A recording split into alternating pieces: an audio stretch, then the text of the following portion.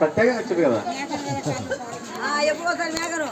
రేపు రేపు తప్పట్లు యాక్టివ్ పర్సన్కి యాక్టివ్ ఉంటుంది కదా గ్రూప్లో. యాక్టివ్ పర్సన్గా ఇది ప్రత్యేకంగా. అలాగని ఎవరైనా సన్మానం కావాలంటే యాక్టివ్గా అండి.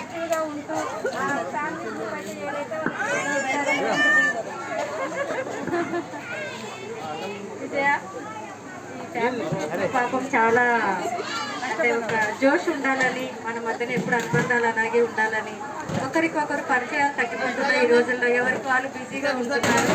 కావాలని కాదు, పలకరించకుండా ఒకరినొకరు ఉండాలని కాదు. ఎవరికి అలాంటి ఉద్దేశం కానీ మన ఫ్యామిలీలో అలాంటి మనస్తత్వాలు కానీ లేవని నా అభిప్రాయం.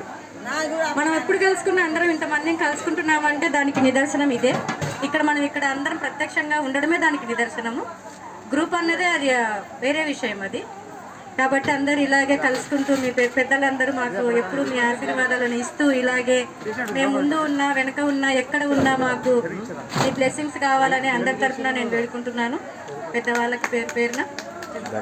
ఇంకా విజయ, నిన్నైతే మీ మేనమామలు చాలా అనుకుంటుంటారమ్మా ఇంట్లో కూడా. విజయ లేకపోతే ఆ గ్రూపే నడవదు అనేది వాళ్ళ అభిప్రాయం. అందుకే ఆమెను ఈరోజు గుర్తుపెట్టుకుని అందరూ ఇంకా బాగా చేయాలనుకున్నారు. సమయం లేనందువల్ల ఏదో కొద్దిగా చిన్నగా చేయాలని అనుకున్నారు నీకు. కానీ ఏదో ఒక రోజు నీకు ఒక సన్మానం అయితే ఉంటుంది, అది స్పెషల్. ఇలాగే ఆ గ్రూప్ని యాక్టివ్ చేస్తూ 10 కాలాల పాటు అందరి నోళ్ళలో మసులుతూ ఉండాలని. God bless you.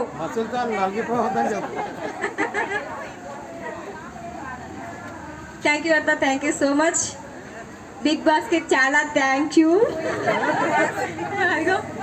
ఆరెంజ్